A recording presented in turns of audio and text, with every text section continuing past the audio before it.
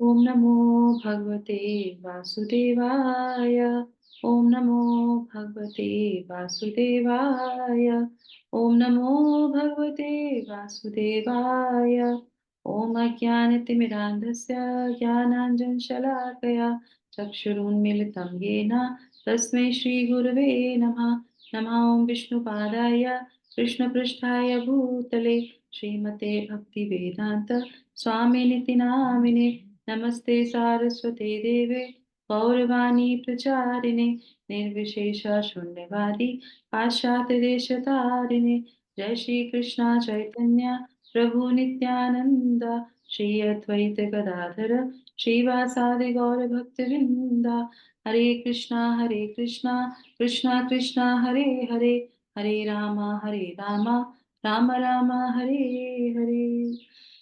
जगत गुरु श्रील प्रभुपाद की जय। भगवत वाणी भगवत गीता जी की जय। गुरु महाराज की जय। एकम करोति वाचालं पंकजं कृपात्मनं श्री गुरुदेव श्री चैतन्येश्वर देव। हरे कृष्णा। सभी लोगों को बहुत बहुत धन्यवाद, आभार सत्र में आने के लिए। तो अभी हम लोग सब लोग मिलके जो है भगवत गीता जी के श्लोक संख्या अध्याय 10 के श्लोक संख्या 9 को पढ़ेंगे, है ना। तो बहुत सुंदर सेक्शन चल रहा है। इस सेक्शन में हम पूरी भगवत गीता को पारायण कर रहे हैं। एक 4 श्लोकों में पूरी भगवत गीता को पढ़ेंगे, क्योंकि भगवान ने पूरी भगवत गीता को इन 4 श्लोकों में दिया है ना। तो कल हम लोगों ने श्लोक संख्या 8 पढ़ा था, जो कि इस अध्याय में 8वें श्लोक में क्या बताया था भगवान ने, संबंध के बारे में। भगवत गीता के 3 चरण हमने किए थे 3 खंडों में, जैसा हमारे आचार्य बताते हैं। तो भगवान से अपना संबंध स्थापित करना है। हम हर समय जब भगवान को देखेंगे, जानेंगे कि हमारा उनसे संबंध क्या है, प्रकृति, जीव और भगवान का, तो कभी भी हम उनको जो है भूलेंगे नहीं। और जब भूलेंगे नहीं तो फिर हमें डर भी नहीं लगेगा, एंजाइटी भी नहीं होगी, डिप्रेशन भी नहीं होगा, क्योंकि भगवान तो 24 घंटे आपके साथ हैं। करेक्ट, हर समय आपके साथ रहते हैं। कोई माँ, जब माँ बच्चे के साथ रहता है और माँ बच्चे के साथ रहती है या पिता के साथ बच्चा रहता है, तो बच्चे को डर ही नहीं लगता है, वो कहीं भी चला जाए, क्योंकि उसके माँ बाप उसके साथ हैं। तो इसी तरीके से ये संबंध को जितना हम गहरा करेंगे, उतना ही हम चीजों से बाहर से मुक्त हो जाएंगे। तो ये पहला चरण भगवत गीता का, तो ये बहुत बहुत बहुत इंपॉर्टेंट हमारे जीवन में, कि भगवान से हमारे अपने आप को संबंध को स्थापित करना है। कुछ नहीं भी कर पा रहे भगवान के लिए तो भी कोई बात नहीं, पर इतना हमेशा कॉन्शियस में रखना चाहिए कि भगवान हमारे पिता हैं, वो हमें कभी भी परमात्मा रूप में कभी भी हमें छोड़ के नहीं जाते, किसी क्षण नहीं छोड़ के जाते। तो इस तरीके से, और जब भी बात करेंगे तो भगवान आपकी बात जरूर सुनेंगे, है ना। तो अब हम आगे बढ़ते हैं। तो कल हमने संबंध के बारे में सुना। अब क्या है कि कैसे हमारे जो बड़े बड़े आचार्य हैं, जो बड़े बड़े भगवान के भक्त हैं, वो इस संबंध को कैसे स्थापित करते हैं ना। तो वो करते क्या है, अब आ जाते हैं कि इसमें संबंध अभिधेय है। तो वो करते क्या है, प्रोसेस क्या है। तो 2 तरीके से समझेंगे इसको, कि वो कैसे करते हैं और हमको कैसे करना है, ठीक है। क्योंकि हम उन्हीं को जो है फॉलो करते हैं, अपने आचार्य को फॉलो करते हैं, है ना।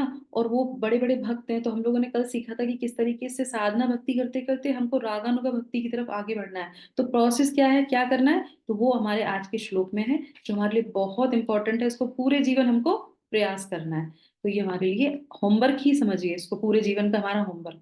तो श्लोक संख्या पढ़ेंगे 9, जो हमारे जो है अभिधेय का जो रूप है। मच्चित्तः मद्गता प्राणा, कौन पढ़ेगा ये पीछे। मत्स्येता मद्गता प्राणा बोधयन्तः परस्परं बोधयन्तः परस्परं कथयन्तश्च मां नित्यं कथयन्तः च मां नित्यं तुष्यन्ति च रमन्ति च। तुष्यन्ति च रमन्ति च। कितना सुंदर है ना।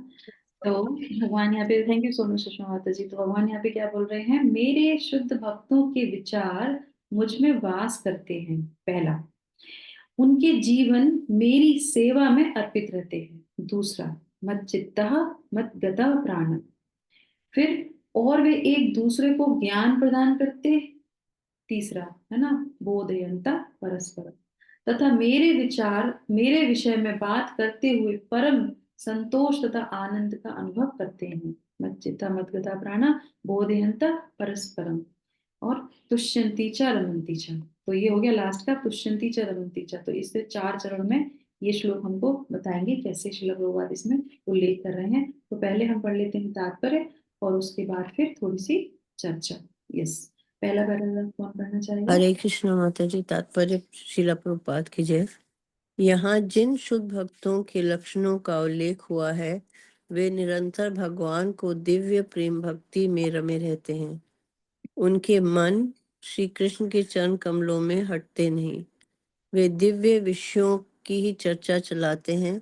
इस श्लोक में शुद्ध भक्तों के लक्षणों का विशेष रूप से उल्लेख हुआ है। भगवत भक्त परमेश्वर के गुणों तथा उनकी लीलाओं के गान में अहर्निश लगे रहते हैं। उनके हृदय तथा आत्माएं निरंतर श्री कृष्ण में निमग्न रहती हैं और वे अन्य भक्तों से भगवान के विषय में बातें करने में आनंद अनुभव करते हैं। जी भक्त हरे कृष्ण माता जी। अत्यंतश्च माम नित्यम के बारे में बताया गया और उनके लक्षणों के बारे में। तो जहाँ जिन शुद्ध भक्तों के लक्षणों का उल्लेख हुआ है वे निरंतर भगवान की दिव्य प्रेमा भक्ति में रमे रहते हैं।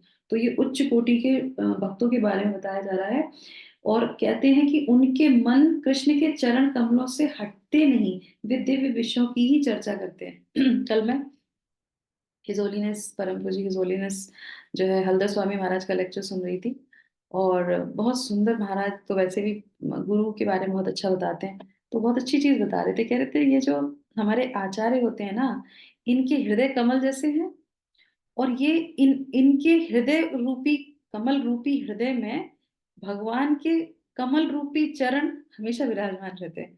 तो वो उस लेक्चर में बता रहे थे, पर ये जब हम पढ़ रहे थे मुझे उनकी याद आ गई कि वो ऐसे बोल रहे थे। तो इतना सुंदर था कि इसीलिए वो गुरु हैं और हम शिष्य हैं।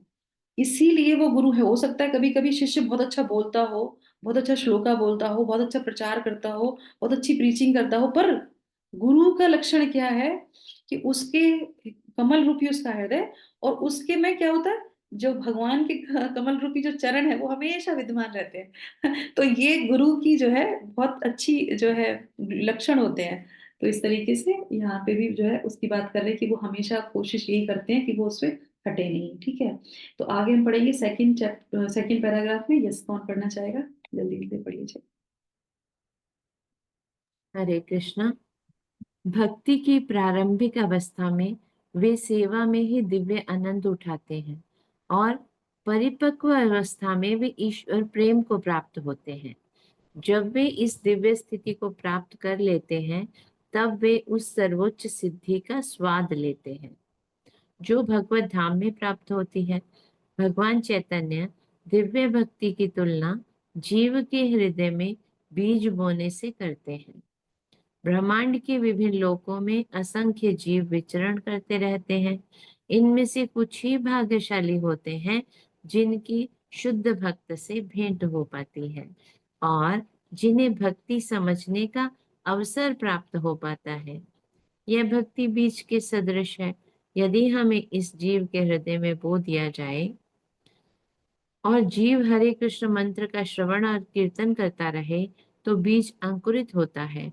जिस प्रकार की नियमितः सींचते रहने से वृक्ष का बीज फलता है, भक्ति रूपी आध्यात्मिक पौधा क्रमशः बढ़ता रहता है जब तक यह ब्रह्मांड के आवरण को भेद कर ब्रह्म ज्योति में प्रवेश नहीं कर जाता। ब्रह्म ज्योति में भी यह पौधा तब तक बढ़ता जाता है जब तक उस उच्चतम लोक को नहीं प्राप्त कर लेता जिसे गोलोक, वृंदावन या कृष्ण का परम धाम कहते हैं। अंततो गत्वा यह पौधा भगवान के चरण कमलों की शरण प्राप्त कर वहीं विश्राम पाता है। जिस प्रकार पौधे में क्रम से फूल तथा फल आते हैं, उसी प्रकार भक्ति रूपी पौधे में भी फल आते हैं और कीर्तन तथा श्रवण के रूप में उसका सिंचन चलता रहता है। चैतन्य चरितामृत में मध्य लीला अध्याय 11 भक्ति रूपी पौधे का विस्तार से वर्णन हुआ है। वहां यह बताया गया है कि जब पूर्ण पौधा भगवान के चरण कमलों की शरण ग्रहण कर लेता है तो मनुष्य पूर्णतया भगवत प्रेम में लीन हो जाता है। तब वह एक क्षण भी परमेश्वर के बिना नहीं रह पाता, जिस प्रकार की मछली जल के बिना नहीं रह पा सकती। ऐसी अवस्था में भक्त वास्तव में परमेश्वर के संसर्ग से दिव्य गुण प्राप्त कर लेता है। हरे कृष्णा माता, थैंक यू सो मच। तो यहाँ पे शिला प्रभुपाद ने जो आप फर्स्ट जो हमारा पैराग्राफ है उसमें जो है कृष्णा कॉन्शियस कल्चर के बारे में बताया कि किस तरीके से कृष्णा कॉन्शियस कल्चर में क्या होता है कि जब हम लोग आते हैं तो क्या करते हैं, प्रैक्टिस करते हैं, और प्रैक्टिस करते करते फिर क्या होता है, धीरे धीरे धीरे धीरे जब कोई शुद्ध भक्त मिलते हैं तो उस तरीके से चैतन्य महाप्रभु के बारे में बताया। और कल ही हम लोग जब श्रीमद् भागवतम पढ़ रहे थे तो उसमें नरक महाराज की कथा सुन रहे थे, तो उसमें भी क्या था कि बस एक भक्त उनके जीवन में आता है और उससे उनके हृदय में क्या होता है, भगवान को देखने भी जो है क्या हो जाती है, एक उत्कंठा जागृत हो जाती है सिर्फ भक्त मात्र के संपर्क में आने से। तो इस तरीके से भक्तों के एसोसिएशन में इससे संबंधित बहुत सुंदर है। अगर हम समझें कि हमारे जो भगवान है ना, उनको इरिसिस्टिबल बोलते हैं ना, तो भगवान कौन है, इरिसिस्टिबल है, करेक्ट। और उससे भी ज्यादा मोर इरिसिस्टिबल क्या है, उससे भी ज्यादा है ये कृष्णा कॉन्शियसनेस, जो ये पूरा जो भगवत शिला प्रभुपाद ने जो बनाया है ये। और उसमें भी ये जो हम कृष्ण भावना में जो चेतना है ये, और उसमें भी क्यों, क्योंकि इस चेतना में अगर कोई रहता है तो भगवान को बहुत ज्यादा वो प्रसन्न करता है। क्योंकि ये भक्ति लता, जैसे इसमें बताया ना, भक्ति लता बीज बोते हैं चैतन्य महाप्रभु के जो फॉलोअर हैं, और उसमें भी एक ऐसा समुदाय जहां वो सब वही भक्ति लोग हैं, और वो सब आके साथ में मिलके क्या करते हैं, भगवान के लिए सेवा करते हैं। अब आप देखिए, ये अपने आप में बहुत सुंदर चीज है कि भगवान के बारे में बात कर रहे हैं, भगवान की पूजा करने का प्रयास कर रहे हैं, और हमें कोई ऐसी जगह मिल जाए जहाँ पे सिर्फ भगवान कृष्ण के ही भक्ति भक्त हों, और वहां हम जाएं और वहां पे कोई भगवान के लिए गार्लैंड बना रहा है, कोई भगवान के लिए पोशाक बना रहा है, कोई भगवान के लिए भोग बना रहा है। आप सोचिए वो जगह कितनी पवित्र होगी, वो अपने आप में दिव्य स्थान, और उस स्थान को अगर भगवान देख रहे होंगे तो वो सोचते होंगे ये समुदाय कितना अच्छा, बताइए, जो दिन रात सिर्फ भगवान के बारे में कर रहा है। तो इस तरीके से ये जो श्रीला प्रभुपाद ने हम लोग के लिए एक स्थान बनाया है, ये अपने आप में अद्वितीय है, बिल्कुल अलग। और इसी में रह के ही क्या कर सकते हैं हम, वो धीरे धीरे, क्योंकि अपने आप तो हम नहीं जा सकते भगवान के धाम पे, पढ़ते हैं सुनते हैं सब कुछ करते हैं, पर साथ में मिलके, जैसे इसमें है ना, ये मत गतः प्राणा, तो भगवान को उस तक हम कैसे कर सकते हैं जब उनके लोगों के साथ में हम रहेंगे। तो इस तरीके से यहाँ पे बहुत सुंदर तरीके से बता रहे हैं कि हमारा जो बीज रूपी जो चैतन्य महाप्रभु आके बीज बोते हैं, और उसके बाद हम श्रवण कीर्तन की जो विधि है, ये सिर्फ कृष्णा कॉन्शियसनेस में जो मूवमेंट है उसमें जो है शिला प्रभुपाद ने ये बताया। इसीलिए वो बोले कि नहीं, हम अपने मंदिर बनाएंगे और उसमें वो जो शास्त्रों में बताया है हम उसमें वो प्रैक्टिस कराएंगे। तो इसलिए शिला प्रभुपाद ने इतना सुंदर, कल हम लोगों ने वही जाना था ना कि गुण तो हैं ही अच्छे, पर योगदान कितना है वो बहुत महत्वपूर्ण होता है। तो उन्होंने इतना अच्छा हमको हमारे जीवन में योगदान दिया है कि हम इसको अगर छोड़ देते तो हमारा सबसे बड़ा दुर्भाग्य यही होगा। ठीक है, अब लास्ट का ये हो गया हमारा। तो हमने कथ्यंत के बारे में सुन लिया, यहाँ पे केसी कल्चर के बारे में सुन लिया, मदगता प्राणा कैसे होता है उसके बारे में सुन लिया। अब आगे हम पढ़ेंगे इसमें लास्ट में जो, हाँ, श्रीमद् भागवतम से लास्ट वाला पैराग्राफ और पढ़ लीजिए माता जी। हरे कृष्ण माता जी। श्रीला प्रभुपाद की जय। श्रीमद् भागवतम में भी भगवान तथा उनके भक्तों के संबंध के विषय में ऐसी अनेक कथाएं हैं, इसलिए श्रीमद् भागवत भक्तों को अत्यंत प्रिय है। जैसा कि भागवत में ही 12.13.18 में कहा गया है, श्रीमद् भागवतम पुराण अमल यदेवान प्रियम। ऐसी कथा में भौतिक कार्यों, आर्थिक विकास, इंद्रिय तृप्ति या मोक्ष के विषय में कुछ भी नहीं है। श्रीमद् भागवत ही एकमात्र ऐसी कथा है जिसमें भगवान तथा अनेक भक्तों की दिव्य प्रकृति का पूर्ण वर्णन मिलता है। फलतः श्री कृष्ण भगवान भावित जीव ऐसे दिव्य साहित्य के श्रवण में दिव्य रुचि दिखाते हैं, जिस प्रकार तरुण तथा तरुणी को परस्पर मिलने में आनंद प्राप्त होता है। हरे कृष्णा।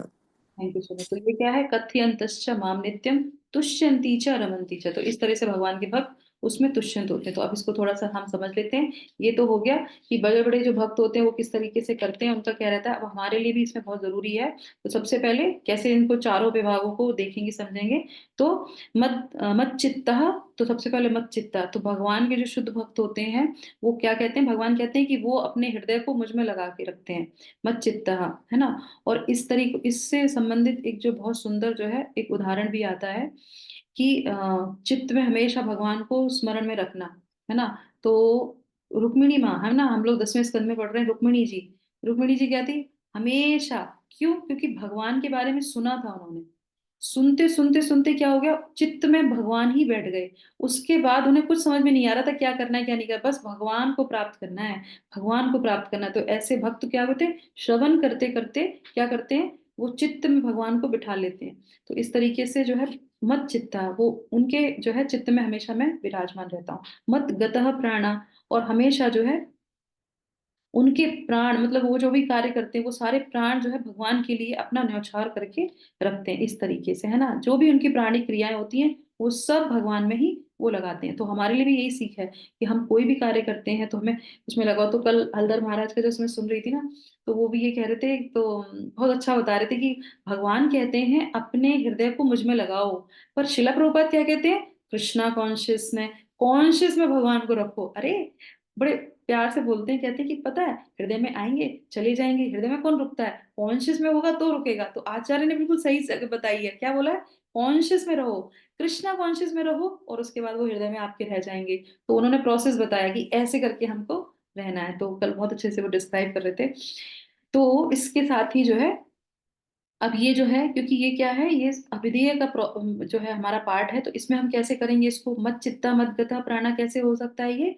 तो इसके लिए प्रोसेस दिया है क्या, हमारी नवदा भक्ति, है ना। तो हमको क्या करना चाहिए, श्रवण कीर्तन, जितना इंटेंसली हम श्रवण कीर्तन करेंगे उतना ही ज्यादा हम भगवान को हर समय याद रखेंगे। जैसे कि मैं भी बता रही ना, कल मैंने महाराज का लेक्चर सुना, तो वो कैसे अभी मुझे याद आया, कैसे आया, क्योंकि मैंने उनको ध्यान से सुना और यहाँ पढ़ रहे हैं तो वो चित्त में आ गया कि उन्होंने क्या बोला था। तो इसीलिए श्रवण करना बहुत आवश्यक है हमको आगे बढ़ने के लिए। और हमेशा ये जो बड़े बड़े आचार्य होते हैं, बड़े बड़े गुरु होते हैं, इनको सुनने से हमारे चित्त की शुद्धि भी होती है। चैतन्य महाप्रभु ने यही बोला है, चेतो दर्पण मार्जनम, तो मार्जन भी ऐसे ही होगा भगवान के बारे में जब कथा सुनेंगे तब। रुक्मिणी मैया भी ऐसे ही, उनके भगवान बैठे थे, श्रवण कर करके भगवान के बारे में सुन सुन के वो आ गए थे, है ना। तो इस तरीके से, और शिला प्रभुपाद क्या एग्जाम्पल दिया उन्होंने, कि इस तरीके से वो भगवान में आ जाते हैं जैसे मछली बिना पानी के तड़पती है ना।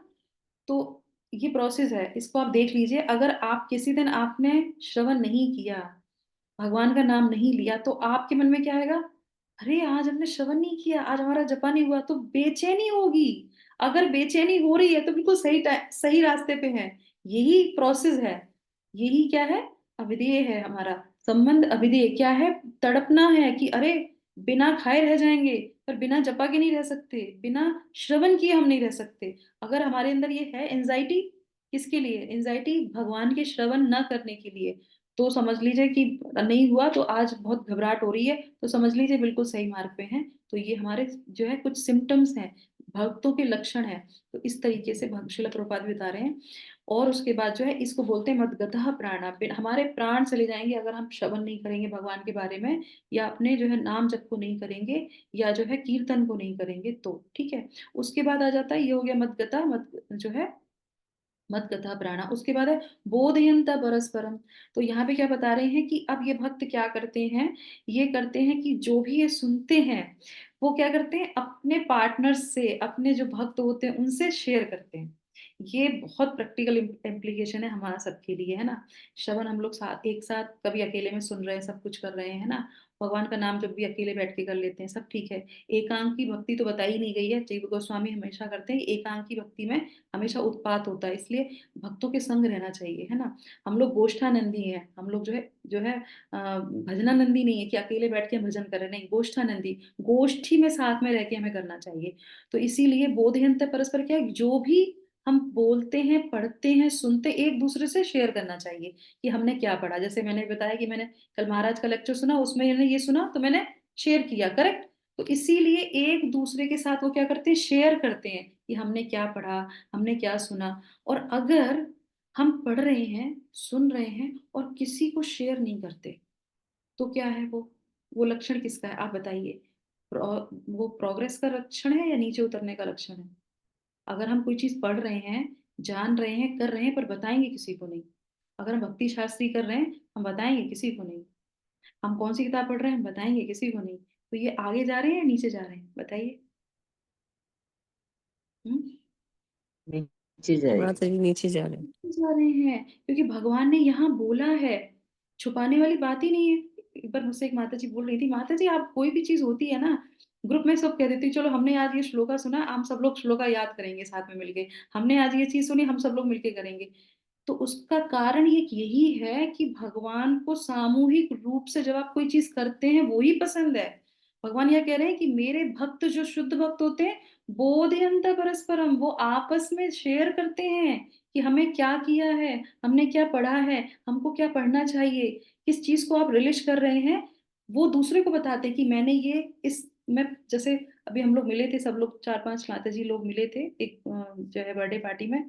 तो उसमें जब हम लोग 10वां स्कंद पढ़ रहे थे, अभी हम लोग साथ में आफ्टरनून में पढ़ते हैं, तो उसमें हम लोगों ने रुक्मिणी मैया का पढ़ा, तो मुझे वो इतना सुंदर लगा। तो मैं वहां पे उन सब लोगों के साथ कह रहे थे कि कृपया करके आप जरूर पढ़ना 10वां स्कंद में ये वाला रुक्मिणी मैया का। पढ़ते पढ़ते इतना अंदर से खुशी हो रही थी उसको पढ़ के, तो बोले कि हम जरूर पढ़ेंगे। तो इस तरीके से ये हमारे लिए प्रोसेस है कि हम जो भी चीज अच्छी पढ़ते हैं, हमें दूसरे को जरूर शेयर करनी चाहिए कि मैंने ये पढ़ा, बहुत अच्छा था, आप भी पढ़ना इसको। दूसरा क्या होता है कि बहुत से जिसको बोलते हैं ना कि हमारे ये सुहृदय हैं, ये हमारे भक्त, हमारे जो है फ्रेंड हैं, तो वो क्या करते हैं, जैसे कि मेरी भी एक फ्रेंड है, वो यूट्यूब में जो है लेक्चर सुनती हैं। तो उनका एक बार फोन आया जब मेरा इनिशिएशन हुआ, तो वो बहुत प्रसन्न हो रही थी, कह रहे थे आपका नाम मुझे बहुत अच्छा लगा, और क्या है तुम्हारी दिनचर्या क्या है। तो मैंने उनको बताया ऐसे ऐसे है। तो उन्होंने उस दिनचर्या में एक पॉइंट नोट किया और उसमें बोला कि अच्छा ये मिसिंग है। तो हमने कहा अच्छा, मैंने तो ध्यान ही नहीं दिया। तो वो तुरंत बोली कि नहीं ये मिसिंग है, ये करो, डेली करो ये चीज। तो हमने कहा अच्छा हम और बोले नहीं, डेली करके मुझे अपडेट भी करना। तो इस क्या है, ये भक्तों का हृदय है कि वो दूसरे को आगे बढ़ाने का प्रयास करते हैं। ये नहीं कि हमने चुपचाप से अपना कर लिया और क्या कर रहे हैं हम नहीं बताएंगे। नहीं, भगवान प्रसन्न नहीं होते, गुरु प्रसन्न नहीं होते। क्यों? वो बोल रहे हैं बोधयंता परस्परा। इसको करने से ही आपको प्रसन्नता मिलेगी, इसको करने से ही आपको खुशी मिलेगी कि आप क्या कर रहे हैं भक्ति में। दूसरे को प्रोत्साहित करें, उससे सुने और वो अपने दिल की बात बताए। एक की बात सुन ली, अब अगर चलो हम रोज नहीं बात कर पाते हैं किसी से या नहीं हो पाती, एटलीस्ट हम लोग अपनी साधना में अपनी चीजों को रिवील करते हैं कि आज मैंने पूरे दिन में ये पढ़ा, इसका लेक्चर सुना, आज हमने ये किताब पढ़ी, आज हमने इतनी देर श्रवण किया, इतनी देर कीर्तन किया, इतनी हमने जपमाला करी। तो इससे क्या होता है, दूसरे को प्रोत्साहन मिलता है। ये भगवान स्वयं इसमें बोल रहे हैं। तो हमें ये बहुत हमारे लिए टेक अवे पॉइंट है कि हमको जो है अपनी चीजों को छुपाना नहीं चाहिए, दूसरे को बताना चाहिए। उसको बताने से हमारा हृदय मलिन नहीं रहेगा, स्वच्छ हो जाएगा और भगवान की तरफ हम आगे बढ़ेंगे। अगर छुपाएंगे तो क्या होगा, मलिन हो जाएगा, वो छुपते ही चला जाएगा अंदर अंदर अंदर, और पता नहीं फिर अब क्या होगा हमारा। तो हमें इस चीज को ध्यान ध्यान रखना चाहिए, ठीक है। अब इसके बाद जो है, अब आ जाते हैं बहुत अच्छे एग्जाम्पल पे। ये हो गया टेक अवे पॉइंट हमारे लिए। अब ये हो गया कि जब भगवान के जब बोधयंता परस्पर जब बोलते हैं, और भगवान भी जो है भगवत गीता के 18वें अध्याय में बोलते हैं कि ऐसे लोगों को नहीं बताना चाहिए जो भक्त ना हो। तो वो ग्लोरिफिकेशन वहां नहीं करना चाहिए कि मैंने ये पढ़ा, ऐसा है वहां पे। जो भक्त नहीं है, जिनको बिल्कुल भगवान के बारे में पता ही नहीं है और जो ईर्ष्या करते हैं, तो पहले उनको उस स्तर पे आना चाहिए, तब जाके उनको अपने हृदय की सारी बातों को रिवील करना चाहिए, ठीक है। और उसके बाद जो है, ये हो गया हमारा बोधयंता परस्परम। अब आ जाते हैं कथ्यंतश्च माम नित्यम। तो कथ्यंतश्च माम नित्यम का मतलब क्या है, यहाँ पे प्रीचिंग की बात की जा रही है। अब ये भक्त क्या करते हैं, पहले तो भगवान के बारे में श्रवण करते हैं, और फिर उनको जो है उनके लिए सेवा करते हैं, अच्छे से जो है नवदा भक्ति करते हैं, और उसके बाद एक दूसरे से शेयर करते हैं, और फिर अब आ जाते हैं कि जिनको पता नहीं उनको प्रीचिंग करते हैं। अब उनको जो आप भगवान के बारे में, भगवत गीता के बारे में, तो उनको उनके स्तर से शुरू करके उनको भगवान के बारे में बताना प्रारंभ करते हैं। ये हो गया कथ्यंतश्च। तो इस तरीके से अब जब ये है, दोनों में अंतर है। बोधि अंतर में क्या है, एक दूसरे से सुनते हैं, कथ्यंत में कहते हैं बोलते हैं और दूसरों को बताते हैं कि तुम्हें भी कृष्णा कॉन्शियस में आना चाहिए, तुम्हें भी भगवान के नाम का जप करना चाहिए। और इसका बहुत अच्छा उदाहरण है। और जब ये ऐसे कार्य करते हैं तब उनको क्या होता है, जो है तुष्यंती च रमंती च। तो कैसे होते हैं वो, जैसे हमने सुन लिया, हमें पता चल गया, अब जिसको नहीं पता है तो उसको उसके स्तर से वो बताते हैं। तो वो क्या होता है, जैसे कि एग्जाम्पल बहुत अच्छा है रामायण में, है ना, किस तरीके से वो तुष्ट होते हैं और दूसरों को भी तुष्ट करते हैं। तो रामायण में आपने देखा होगा, वाल्मीकि रामायण में वाल्मीकि जी ने किसको राम कथा पूरी सुना दी थी, किसको कंठस्थ करा दी थी, लव और कुश को, है ना। लव कुश को पूरी सुना दी उन्होंने। और फिर वो क्या करते थे, वो हमेशा जो है भगवान की कथा का गुणगान करते थे। और वो जब गुणगान करते थे, क्योंकि उन्होंने उनको हृदय में आत्मसात किया था, तो पूरे जब वो नगर संकीर्तन करते हुए राम कथा करते थे, तो जितने भी वहां पे ऋषि मुनि थे, उनके भी आंखों में आंसू आ जाते थे जब वो कथा करते थे, जब वो कथ्यंत ऐसे बोलते थे, उनके आंखों में आंसू आ जाते थे। और जितने भी वो कथा सुनते थे उनके सामने वो चित्र आ जाता था कि हम इसको रमण करते थे वो उसमें। तो वो कहते थे कि पूरी की पूरी राम कथा जो है वो उसमें ही देखते रहते, सीता का पास टाइम, राम का पास टाइम, पूरा चरित्र उनको सामने आता था। क्यों? क्योंकि वो इतने शुद्ध होते हैं ना, और उस तरीके से वो अपने गुरु से आत्मसात करते हैं और उसको फिर बताना प्रारंभ करते हैं। तो वो सब कुछ उनके सामने आता है और फिर इसी तरीके से आगे बढ़ती है कि उनको फिर वो सभा में बुलाया जाता है कि राम जी आप भी सुनिए, कितनी सुंदर राम कथा होती है। पर भगवान राम अपना सिंहासन छोड़ के नीचे आ जाते हैं, सुनते सुनते उसमें बिल्कुल लीन हो जाते हैं। तो भगवान की कथा ऐसी है, आपने देखा होगा, हमारे लिए बहुत अच्छा ये पॉइंट है कि हमको सुनने की आदत जरूर डालनी चाहिए। हमको जो है, जब हम कोई बड़े जो महाराज होते हैं वो ज्यादा तत्व ज्ञान या बहुत कुछ ऐसा कुछ नहीं बताते, पर जब वो बोलते हैं आप देखेंगे कि जब वो बोल रहे होते हैं तो चित्र वहीं का वहीं स्पष्ट सामने आता है। वो भागवत बोल रहे हैं तो हमें लग रहा है कि हम भागवत में जी रहे हैं, क्योंकि वो उसके अंदर प्रवेश करते हैं, भगवत प्रवेश करके फिर वो राम कथा या कृष्ण कथा को बोलते हैं और हमारे अंदर वो हृदय में पहुंचती है। तो इस तरीके से वो प्रीचिंग करते हैं। आपने देखा होगा, कोई कोई प्रीचर्स होते हैं ना, जब वो बोलते हैं तो हमें लगता है कि ये लाइव टेलीकास्ट चल रहा है और उनकी आंखों में अलग सी रोशनी है। और कुछ लोग ऐसा देखा होगा, कुछ लोग कथा में अलग लगते हैं और पर्सनल लाइफ में अलग लगते हैं। अक्सर ऐसा होता है, पर्सनल लाइफ में वो अलग लग रहे होंगे जैसे नॉर्मल में, और जब वो कथा करते हैं या प्रीचिंग करते हैं तो बिल्कुल डिफरेंट रखते हैं। क्यों? क्योंकि जब कोई भगवान की कथा करता है तो भगवान स्वयं वहां बैठ के उसके मुंह से आते हैं। तो उसका वो भाव अलग होता है, उसके अंदर वो ऊर्जा अलग होती है, भगवान की पूरी असीम कृपा उसके अंदर होती है और वो हमारे हृदय में जाती है। जैसे हमारे चारू महाराज जी बोलते हैं, हमेशा मैं उनकी भाई याद रखती हूँ, हृदय से बोलोगे तो हृदय तक जाएगा, दिमाग से बोलोगे तो दिमाग तक ही रह जाएगा। वो हमेशा ही बोलते थे कि कृष्णा कॉन्शियस का मतलब क्या है, कि हृदय में भगवान की कथा को आत्मसात करना और फिर दूसरों को बताना। तो इस तरीके से वो प्रीचिंग होती है। तो इस तरीके से ये इनकी बात यहाँ पे आ जाती है। और इसी से संबंधित मैंने एक और लिखा है यहाँ पे, यशोदा शिला प्रभुपाद की एक डिसाइपल थी माता जी। तो वो क्या करती थी, उन्होंने एक एक्ट किया सब लोगों ने मिलके, तो उसमें वो उनको मिला यशोदा माँ का रोल।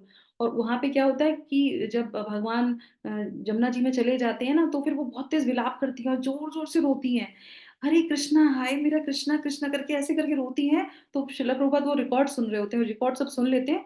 तो फिर क्योंकि वो लाइव टेलीकास्ट होने वाला होता है, तो फिर वो कहते हैं कि इनको बुलाओ, अपनी डिसाइपल को, वो कहते हैं उसको बुला के लेके आओ। वो सोचती कुछ गड़बड़ मैंने किया है जरूर, उनको बुलाते हैं। वो कहते हैं कि बहुत सुंदर, इसी तरीके से हमको भगवान के लिए रोना चाहिए। तो चाहे हम एक्टिंग कर रहे हो, चाहे हम पढ़ रहे हो, कुछ भी हो, पूरी तरीके से उसमें लीन होके वो कार्य को करना चाहिए। तो वो उनको भी इस तरीके से बोलते हैं। अब आ जाते हैं लास्ट में यहाँ पे, तुष्यंती च रमंती च। तो इससे ही कनेक्टेड है ये, कि जितना कोई भगवान के बारे में श्रवण करता है और जितना भगवान के बारे में बोलता है, वो उसी में ही वो जो है क्या निमग्न रहता है। तो इसमें उदाहरण जो है, जैसे हमने अभी जब हम कल हलदर महाराज का ही सुन रही थी ना, तो उसमें भी था। तो वो कह रहे थे कि जो भक्त होता है, चैतन्य महाप्रभु जब आए तो उन्होंने अपने को जो है, क्योंकि वो भगवान थे स्वयं, तो बाहिर दशा में उन्होंने दिखाया कि वो भक्त हैं। पर जब वो भगवान के सामने आते थे, तो वो जब भजन गाते थे, तो वो एक बहुत सुंदर बता रहे थे कल, तो कह रहे थे, निरहुदया मन मोरा मन वृंदावन, मन अनेक पुरी मनी। तो वो बता रहे थे कि दूसरों के जो मन होते हैं वो मन ही रह जाते हैं, पर जो भक्त का मन होता है, जब वो भगवान की कथा को बोलता है या सुनता है, तो वो क्या होता है, उसका मन क्या हो जाता है, वृंदावन हो जाता है। तो जिसका मन वृंदावन हो गया तो वो तो आप सोचिए क्या उसके मन में रहेगा, वो तुष्यंती चरंती क्या होगा, 24 घंटे उसका मन वृंदावन है, उसमें भगवान की लीलाएं चल रही हैं। तो इस तरीके से वो हमेशा हमेशा प्रसन्न रहता है, हमेशा। तो इस तरीके से जब भी भगवान की कथा करते हैं या गान गाते हैं, तो कुछ भी करते हैं, तो हम उसमें क्या होता है, तो हम बहुत ज्यादा आनंद अनुभव करते हैं। और यही हमारे लिए सीख है कि हमको क्या करना है, भगवान की चीजों में लीन रहना है, और हम हमेशा संतुष्ट रहेंगे, क्योंकि और किसी चीज की हमें जरूरत पड़ेगी नहीं, क्योंकि हमारे मन में क्या होगा, हमारा मन वृंदावन। तो चैतन्य महाप्रभु आके स्वयं इस चीज को यहाँ पे बताते हैं। और इसी से संबंधित जो है, क्योंकि समय भी हो गया है, और क्योंकि हम ये पढ़ रहे थे कि और भगवान की जो कथाएं हैं वो इतनी मधुर होती हैं कि हमेशा, तो एक छोटा सा जो है पैराग्राफ पढ़ूंगी मैं, क्योंकि समय नहीं है। तो गोपियां जो वृंदावन की हैं, जैसे मन में आया ना वृंदावन का, तो जो गोपियां हैं वृंदावन की, तो वो भी क्या करती हैं, वो भी भगवान को ऐसे ही स्मरण करती हैं कि आपकी कथा इतनी मधुर है कि जो भी इसको पढ़ता है सुनता है, वो क्या हो जाता है, वो पूरी तरीके से उसमें लिप्त हो जाता है। तो इस पैराग्राफ के साथ हम इसको जो है यहाँ पे विराम करेंगे। तव कथामृतं तप्तजीवनं कविभिरीडितं कल्मषापहम् श्रवणमङ्गलम् श्रीमदाततं भुवि गणन्ति ते भूरिदा जना। हरे कृष्णा हरे कृष्णा कृष्णा कृष्णा हरे हरे, हरे रामा हरे रामा रामा रामा हरे हरे। वो क्या बोलती है कि तुम्हारी लीला कथा में जो क्या है, अमृत स्वरूप है। तो जब भी हम इनको जो है सुनते हैं, ये हमें अमृत जैसा स्वाद देती हैं। तो विरह से सताए हुए लोगों के लिए तो ये जीवन सर्वस्व ही है, उनके लिए तो आपकी कथा ही सब कुछ है। बड़े बड़े ज्ञानी महात्माओं भक्त कवियों ने उनका गान किया है, वह सारे पाप ताप को मिटाती हैं, साथ ही श्रवण मात्र से परम मंगल परम कल्याण का दान भी देती हैं। परम सुंदर परम मधुर और बहुत विस्तृत भी हैं। जो तुम्हारी उन लीलाओं कथाओं का गान करते हैं, वास्तव में भूलोक में वे सबसे बड़े दाता हैं। तो इस तरीके से जो है गोपियां भी जो है गोपी गीत में ये बोलती हैं। तो हमारे लिए शिक्षा क्या है, हमारे लिए शिक्षा यही है कि हमें भगवान का श्रवण करना चाहिए, भगवान का कीर्तन करना चाहिए, और भगवान की गुरु की कृपा होती है तो उस कीर्तन को दूसरों को बताना चाहिए, आपस में एक दूसरे से शेयर करना चाहिए। भगवान इतने मधुर हैं, तो कभी एंजाइटी होगी ही नहीं। तो मन में हम क्या करेंगे, श्रवण करेंगे, कीर्तन करेंगे। मोरना माता जी, कीर्तन करिए, श्रवण कीजिए। एंजाइटी तो क्या, एंजाइटी का पूरा परिवार नहीं आ सकता, कोई आ ही नहीं सकता, एंटर ही नहीं कर सकता। क्यों, कि भगवान की जो कथा है वो अपने आप में मंगलमय है। ये अमंगलकारी कोई भी एंजाइटी हमारे हृदय में प्रवेश नहीं करेगी। तो इस तरीके से हमने जाना कि ये प्रोसेस है, हमको अपने जीवन में क्या करना है, कि हमें भगवान का संबंध बनाने के लिए जो हमारे बड़े बड़े आचार्य करते हैं, हमको भी ऐसे ही मत चित्ता मत गता प्राणा बोधयंता परस्परम कथयंतश्च माम नित्यम तुष्यन्ति च रमन्ति च। तो हमें हमेशा उसमें रमण करना है, इसी की हमें प्रैक्टिस करनी है, और हरे कृष्ण महामंत्र के साथ, है ना। Thank you so much. आप लोग का दिन शुभ हो, मंगलमय हो, और हम पूरे दिन कृष्णा कॉन्शियस में रहें और हमेशा इस चीज को अपने जीवन में उतारते रहें। इतना सुंदर मधुर जो है हमें ये पाठ हमारे गुरु ने प्रदान किया है। हरे कृष्णा। जगत गुरु शिला प्रभुपाद की जय। भगवत वाणी भगवत गीता जी की जय। हरिओम तत्सत। Hare Krishna. Thank you so much. धन्यवाद। प्रणाम सभी लोगों को। हरे कृष्णा हरे माता जी, कृष्ण सादर हरे प्रणाम कृष्ण सभी को। हरे